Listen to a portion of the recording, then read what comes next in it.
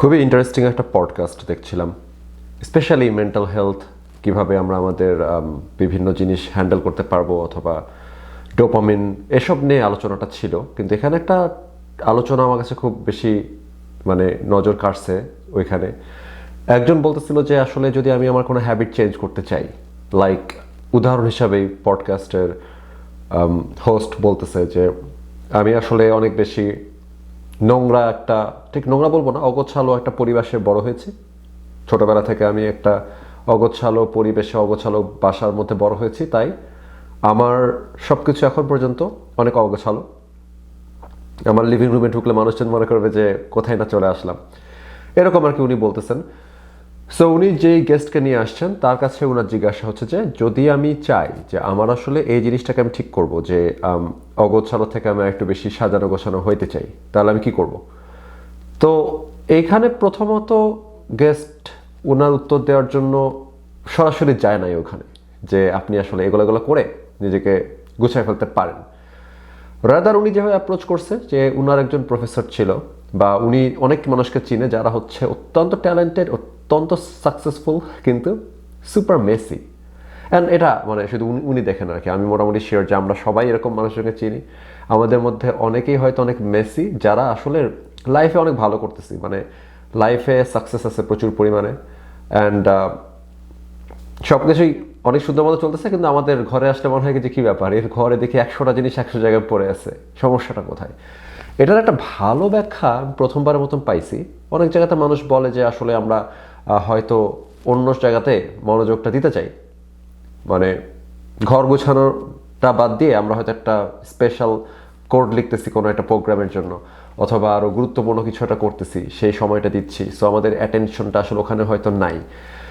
এইটা যে আমার ধারণা ছিল যে ঘটনাটা এরকম কিছুই হবে, যে আমার একটা বই লেখা শেষ করাটা বেশি ইম্পর্টেন্ট ঘর গোছানোর থেকে, এই কারণে আমি ঘর গোছাতে সময় কম দিচ্ছি।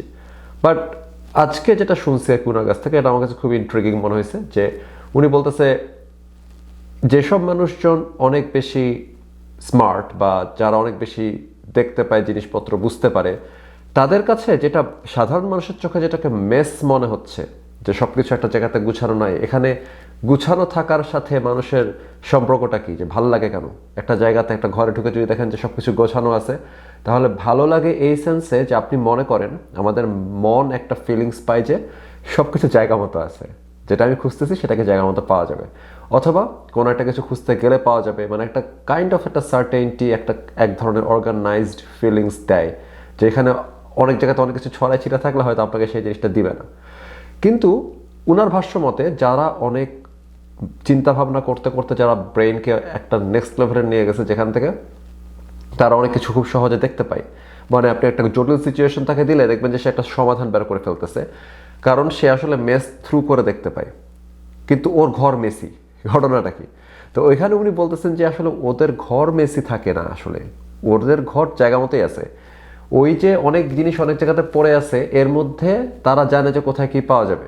এটা তো আপনি কম বেশি একজন দুইজনকে আপনি নিঃসন্দেহে জীবনে চিনেন, অথবা আপনি নিজেই এরকম, যেখানে আপনার ঘর অনেক অগোছালো, আপনার আম্মু এসে বলতেছে যে ঘরটা ঠিক করে দিই, আপনি বলতেছেন না না না না এটা কইরো না, করলে আমি কিছু খুঁজে পাবো না।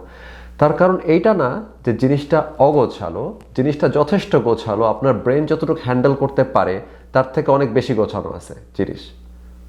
আপনার আসলে সবকিছু এখানে রাখা, সবকিছু ওখানে রাখার কোনো দরকার নাই। আপনার ব্রেন এমনিতেই সবকিছু দেখতে পাচ্ছে যে কোথায় কি আছে, পরিষ্কার ওর কাছে, ও বদার্ড ফিল করতেছে না। কারণ যদি ওই লেভেলে মেস হয়ে যায়, যারা আমরা সুপার মেসি লোকজন, তারা যদি ওই লেভেলের একটা মেসি বাসা বানায় ফেলি, যেখানে আসলে কোন জায়গাতে কি আছে এটা ট্র্যাক রাখা যাচ্ছে না, তাহলে আমরাও একটু গুছাই, 2-4টা জিনিস সরাই। এবং বেশিরভাগ সময় দেখবেন যে যারা আসলে এরকম টাইপের মেসি বলা হয়, যে যেমন ওই প্রফেসরের কথা বলতেছে, ওনার রুমে ঢুকলেই দেখা যেত যে 100টা জিনিস 100 জায়গায় পড়ে আছে, ওইটা হচ্ছে তার জিনিস দেখতে পাওয়ার কমফোর্ট লেভেলের মেস। এর বেশি মেস হলে হয়তো উনি নিজে একটু গুছিয়ে রাখবে, যেটাতে সে জিনিস দেখতে পাচ্ছে। তার মনে হচ্ছে যে আসলে যে জিনিসটা আমরা মেসি ভাবি সেটা সবসময় আসলে মেসি না, এটা আসলে আমাদের একটা ওই জায়গাটা যথেষ্ট পরিমাণে অর্গানাইজড অবস্থাতেই আছে, এই কারণে আমাদের মেস মনে হচ্ছে না, আমরা ওই জিনিস গোছাচ্ছি না। আর সবসময় গোছানোর দরকার নেই এই জন্য, কারণ যদি আপনার মনে হয় যে এই জিনিসটা যথেষ্ট অর্গানাইজড আছে, আপনি ওটা সি থ্রু করতে পারতেছেন, এটা ভালো। পাশাপাশি ওইখানে এটা নিয়ে এত ডিটেলস আলোচনা করে নাই, কিন্তু এই কথাটা বলছে যে যখন আসলে এই ধরনের লোকজন, এই ধরনের মেসি লোকজন যখন তিনি পাইছেন, তার একই সাথে খেয়াল করছে যে এই মেসি লোকগুলো আবার কোনো একটা সিচুয়েশনের মধ্যে, অনেক বেশি মেসি সিচুয়েশনের মধ্যে উনি সমাধান দেখতে পাচ্ছে। ঠিক যেভাবে উনার যেটা ঘরের মধ্যে আপাত দৃষ্টিতে যেটা মেস, ওটা তো ওর কাছে মেস না। সো এইখানে আমার মনে হয় যে মানে যতক্ষণ পর্যন্ত জিনিসপত্র অগোছালো কিন্তু নোংরা না, ততক্ষণ পর্যন্ত কোনো সমস্যা হওয়ার কারণ নেই। আর এটা একটা প্রবাবল ব্যাখ্যা হইতে পারে যে কেন আসলে আমরা দেখি যে যারা অনেক বেশি বুদ্ধিমান লোকজন তারা অনেক অগোছালো ঘর বাড়ি করে বসে আছে।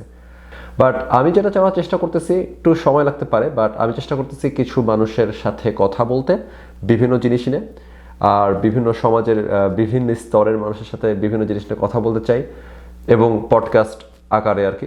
তারপরে আমি চাই যে সেগুলোকে আমরা পর্ব হিসাবে অফকোর্স আপনাদের সামনে নিয়ে আসবো, যেখানে আমরা মানুষের বিভিন্ন আলোচনা শুনতে পাবো। কারণ আমার কথা তো আপনারা প্রচুর শুনছেন, যেটা আসলে মানে আমার মনে হয় যে আমার নিজের কথা বলার থেকে অন্যদের কথা শোনাটা বেশি জরুরি। যে কারণে আমি কিছু মানুষজনকে আমন্ত্রণ জানাচ্ছি আমার সাথে কথা বলার জন্য, অ্যান্ড যেখানে আমি আসলে আপনাদের কথা শুনতে চাই, not the other way around.